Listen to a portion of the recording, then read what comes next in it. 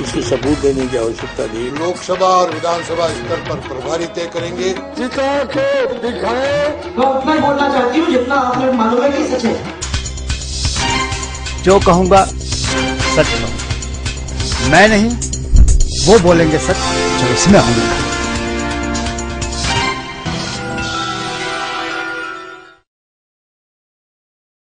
नमस्कार, मैं हूं प्रतुल सिन्हा। जो कहूंगा सच कहूंगा में आपका बहुत बहुत स्वागत है। इस कार्यक्रम में हम किसी सेलिब्रिटी को बुलाते हैं और अपेक्षा करते हैं कि वो यहां जो आकर सच कहेंगे, सच के सिवा कुछ भी नहीं कहेंगे। आज सच का सामना करने आए हैं भारतीय जनता पार्टी के नवनियुक्त प्रदेश अध्यक्ष अरुण चतुर्वेदी जी। अरुण जी, कार्यक्रम शुरू करने से पहले आप गीता पे हाथ रख के कसम खाएंगे कि जो कहेंगे यहां सच कहेंगे। मैं जो कहूंगा सच कहूंगा, सच के सिवा कुछ नहीं कहेंगे। प्रदेश अध्यक्ष मनोनीत किया गया तो हैरत में पड़ गए। निश्चित रूप से थोड़ा बहुत आश्चर्य मेरे लिए था, क्योंकि मुझे पहले कल्पना नहीं थी। एकदम 4:30 बजे के लगभग जब मेरे पास हमारे राष्ट्रीय महामंत्री संगठन उनका फोन आया और फिर उसके बाद राष्ट्रीय अध्यक्ष जी का, थोड़ा बहुत आश्चर्य मुझे था। लेकिन मैंने अब तक पार्टी की सब जिम्मेदारियों का निर्वहन बिना किसी योजना के पहले से कोई सूचना के आधार पर किया, इसलिए सहज रूप से कार्यकर्ता के नाते इस काम को भी मैं निभा लूंगा, ऐसा विश्वास था। इसलिए कोई ज्यादा पार्टी ने आपको कोई संकेत पहले दिया था कि आप अध्यक्ष बनने जा रहे हैं? कोई संकेत कोई।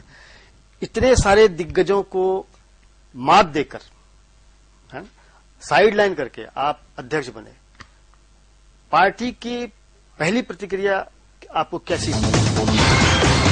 मेरे लिए एक सुखद चीज है कि जिनको आप कहते हैं पार्टी के दिग्गज, पहली बात तो उनको मात देने की बात नहीं।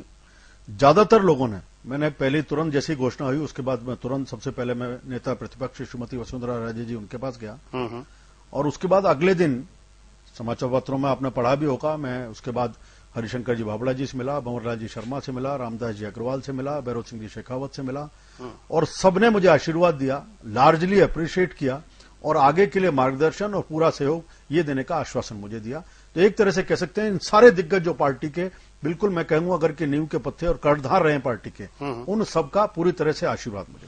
पार्टी के एक वर्ग ने आपके मनोनयन के खिलाफत की और कुछ नेताओं ने तो बयानबाजी भी कर दी और एक ने तो इस्तीफा भी दे दिया। ये सब जब हो रहा था तो आपकी फीलिंग्स कैसी? मैंने कहा मूल कार्यकर्ता के भाव से मैं काम करता हूं, इसलिए कभी मैं इससे कारण मेरे फर्क नहीं पड़ा। दूसरी बात, आपने एक बात कही कि एक वर्ग के द्वारा विरोध हुआ, ये मुझे लगता है सही नहीं है। अच्छा, निश्चित रूप से कुछ एक दो कार्यकर्ताओं के द्वारा कोई प्रतिक्रिया आई थी, लेकिन शायद गलतफहमी वश उन्होंने दी। बाद में जब कहीं किसी ने बात की होगी उसके बाद विषय समाप्त हुआ है, तो मेरी तरफ से रिएक्शन का पेशा नहीं था, मैंने कोई प्रतिक्रिया भी नहीं थी और मैंने उसको बहुत सहज रूप से लिया कि कार्यकर्ता के नाते मुझे काम करना है। मेरे काम में आचरण में कोई कमी आएगी तो मेरे से वरिष्ठ लोग मुझे बताएंगे, उसको मैं सुधारने का प्रयास करूंगा। नहीं, लेकिन जो मैंने आपको कहा कि एक वर्ग ने विरोध किया, जिस वर्ग ने विरोध किया उस वर्ग ने आगे बढ़ के आपके मुंह में मिठाई आपको रख के मिठाई खिलाई आपको।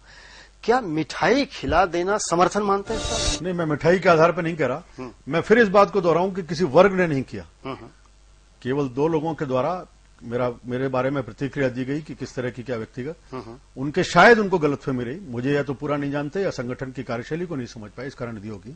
इसलिए मुझे उस पर ना मैंने दी ना मुझे प्रतिक्रिया की और विषय समाप्त भी हो चुका है।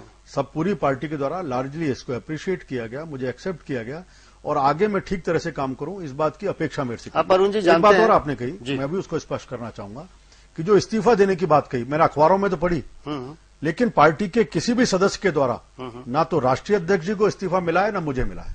प्रदेश अध्यक्ष के नाते या तो मेरे पास आता या राष्ट्रीय अध्यक्ष जी के पास जाता।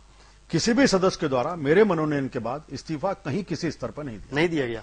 लेकिन जिन्होंने इस्तीफा देने की घोषणा की थी उन्होंने इस्तीफा पत्र पढ़ के बताया था कि ये कंटेंट्स हैं और राजनाथ सिंह जी को हम भेज रहे। क्या पढ़ा और क्या दिखाया मुझे नहीं पता, चलिए, लेकिन पहुंचा नहीं। चलिए इस अध्याय को यही करते हैं खत्म और हम आगे बढ़ते हैं। हम आपसे जानना चाहते हैं कि आपको इतनी अहम जिम्मेदारी मिली है और उस समय मिली है जब पार्टी बिल्कुल दौराहे पर खड़ी है, बीजेपी आपकी।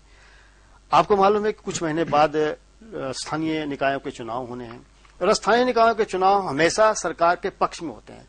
उस समय जब आपकी पार्टी फिर हारेगी, तीसरा चुनाव फिर हारेगी, अभी 2 चुनाव हार चुके हैं आप, तीसरा चुनाव फिर हारेंगे, तब की तैयारियां? मैंने बार बार कहा है कि हमारा लक्ष्य अगला विधानसभा चुनाव है। ये कोई भी चुनाव, चाहे कोऑपरेटिव मतलब आप 5 साल चाहते हैं? कोऑपरेटिव हो, फिर चाहे नगर पालिका हो या पंचायत हो, ये जो सारे चुनाव बीच में आने वाले हैं सब मील के पत्थर होंगे। मेरा उद्देश्य इनकी हार जीत का विषय नहीं, मैं केवल एक कार्यकर्ता के नाते से मैं एक चीज चाहता हूं कि मेरा कार्यकर्ता पार्टी का मनोबल के साथ खड़ा हो, जमीन पे संघर्ष उसके पूरी तरह से तैयार हो और अगले लक्ष्य के लिए संगठित होकर के इस कांग्रेस की चुनौती का सामना करने के लिए तैयार हो जाए। मतलब मैं जो सवाल इससे पहले कर रहा था कि इसके मायने ये हुए कि आपकी रणनीति ये है कि अगला 5 साल आप सुरक्षित रखना चाहते हैं। मेरे लिए नहीं, तो पार्टी की, चाहे अध्यक्ष कोई हो, क्योंकि अभी तुरंत इन दोनों चुनावों के हार के बाद लक्ष्य मुझे तो दायित्व आपका है 5 साल। मैंने कहा जब मैं लक्ष्य अपना कहता हूं तो केवल व्यक्ति का नहीं होता। अच्छा। हम भारतीय जनता पार्टी में पार्टी के लिए तय करते हैं और जिसमें निश्चित रूप से 2 चुनाव हारने के बाद तुरंत मुझे दायित्व मिला है, इसलिए अभी रोड मैप मुझे तय करना है पार्टी का। उसके बाद जो भी, अगर मेरे को बदला जाता है, दूसरे अध्यक्ष आते हैं, कोई और कार्यकर्ता को दायित्व दिया जाता है, तो निश्चित रूप से हम उसी लक्ष्य पे चलने वाले हैं। हमारे यहां किसी एक व्यक्ति के आने जाने का फर्क नहीं पड़ता। 2 चुनाव हो गए, विधानसभा चुनाव में पार्टी हारी, मैं करारी हार नहीं कहूंगा क्योंकि करारी हार लोकसभा में हुई। इन 2 चुनाव में हार की स्थिति यह है कि लोग आमतौर पर कहने लग गए हैं कि पार्टी की स्थिति बहुत खराब है, दुर्गति हो गई पार्टी की। आप मानते हैं कि पार्टी की दुर्गति हुई? बिल्कुल नहीं हुई। मैं फिर कहता हूं विधानसभा में हम पहली बात तो हम हारे लेकिन कांग्रेस जीती नहीं। नहीं, तो दुर्गति भी सदगति भी क्या दोनों चीज नहीं, हम हारे हैं बात सही है, लेकिन शब्दों की व्याख्या में जाएंगे तो फिर एक लंबी बहस होगी। अच्छा। लेकिन इसके बाद एक अंतर और लगेगा, हम विधानसभा में 36% से लोकसभा में 38% पे आए, 2% हमने वो बढ़ाया है। तो कार्यकर्ताओं के कहीं ना कहीं उनको लगा कि विधानसभा में हम हार हुई, जो उसके कारण से जनता का विश्वास भी बढ़ा, कार्यकर्ताओं की ताकत भी बढ़ी, उसके कारण वोटिंग परसेंट बढ़ा। और ये चीज अब निश्चित रूप से बढ़ने वाली है। भारतीय जनता पार्टी के कार्यकर्ताओं को भी लगता है कि हम किसी न कारण से यह जो हार हुई है, इसको अगले विधानसभा चुनाव में हमें पुनः इसकी भरपाई करनी है। और सबसे बड़ी चीज है कि इन 8 महीने में राजस्थान की जनता ने एहसास किया है कि कोई गलती हमसे हुई है। जो अच्छा सरकार दे रही थी वो सरकार गई है, आने वाली सरकार जो अब है वर्तमान में, उसके द्वारा इन 8 महीनों में किसी प्रकार का शासन कोई दिया गया हो, ये दिखता नहीं। ये बताइए कि 2 चुनाव बड़े चुनाव हुए, लोकसभा और विधानसभा के, दोनों में पार्टी की हार हुई जिसकी उम्मीद नहीं थी पहले। आखिर क्या गलती हुई पार्टी से जो ये 2 महत्वपूर्ण चुनाव आप हार गए, जबकि आप खुद मानते हैं कि अच्छा काम हुआ था? तो अच्छा काम का ये नतीजा अगर मिलता है जो आपकी हार हुई, तो आखिर आप दिल पे हाथ रख के बताएं कि गलती क्या है? ये गलतियों का आकलन हम घर में कर चुके हैं और उसके कारण से परिणाम भी भुगत चुके हैं। अब उस विषय को समाप्त करके अगला अध्याय हमें शुरू करना है, उस दिशा में बढ़ चुके हैं।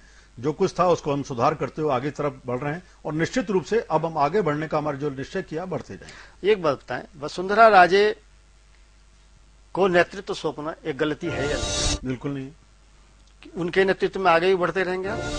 पार्टी के सब नेता, हम हमारे यहाँ, मैंने पहले भी अभी कहा बीच में, किसी व्यक्ति का नेतृत्व नहीं होता। हम सामूहिक नेतृत्व के आधार पर चलती है भारतीय जनता पार्टी, और अब भी सामूहिक नेतृत्व के आधार पर हम सब निर्णय लेंगे, आगे चलेंगे और निश्चित रूप से अगला जो लक्ष्य है विधानसभा का, उस विधानसभा के लक्ष्य को प्राप्त करके चुनाव जीतेंगे। चलिए अगले विधानसभा चुनाव की चर्चा करेंगे अभी थोड़ी देर बाद। अभी लेते एक छोटा सा ब्रेक, कहीं जाइएगा नहीं, फौरन लौटते हैं।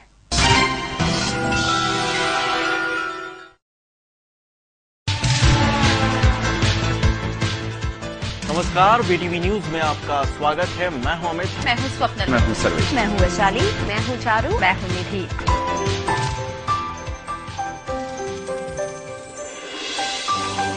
ये है बीटीवी नेटवर्क और आप देख रहे हैं जयपुर में सबसे ज्यादा देखा जाने वाला चैनल बीटीवी न्यूज। खबर जिंदगी की। स्पाइसी। मैं हूं अबिका गौर, बालिका बच्ची की आनंदी।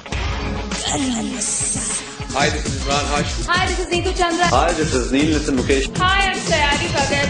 सत मैं हूं Mika Singh. What's up?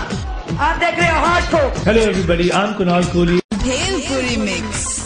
Hello guys, I am your host and दोस्त साजिद खान। Hi, मैं हूं अविनाश मुखर्जी। नमस्कार, मैं हूं Mahalakshmi Iyer. Hi, this is Mohit Puri. Please watch Spicy. Spicy, Spicy. spicy, spicy, spicy, Spicy. Spicy. Spicy. spicy. Spicy. Spicy. The myth, The myth. Masala Malatala show. Show. बस देखते ही रहिए। Don't miss it. Spicy. The Mirch Masala show brought to you by Agrawal properties and colonisers, जहां साकार होते हैं सपने। Main Tonk road, Pratap Nagar, sector 3, Sanganer, Jaipur. जो कहूंगा सच कहूंगा में एक बार फिर आपका स्वागत है। हम बातचीत कर रहे थे अरुण चतुर्वेदी जी से। अरुण जी, जब अध्यक्ष बनते हैं कोई, आप नया अध्यक्ष बने अभी, तो उम्मीद कर पार्टी के लोग, ये आप जो कार्यकर्ता हैं राजस्थान में, सब उम्मीद कर रहे हैं कि कार्यकारिणी की घोषणा भी जल्दी से जल्दी कर देंगे। और कैसी कार्यकारिणी की घोषणा करेंगे, सबकी क्यूरियोसिटी इस बात पे है कि क्या वही पुराने चेहरे आएंगे या कुछ नए। आपकी पार्टी खंडहरों कैसे तो भूल जाती है, लेकिन खंडहरों को आप भूलेंगे, युवाओं को महत्व देंगे या क्या? मैं अपनी कार्यकारिणी की जल्दी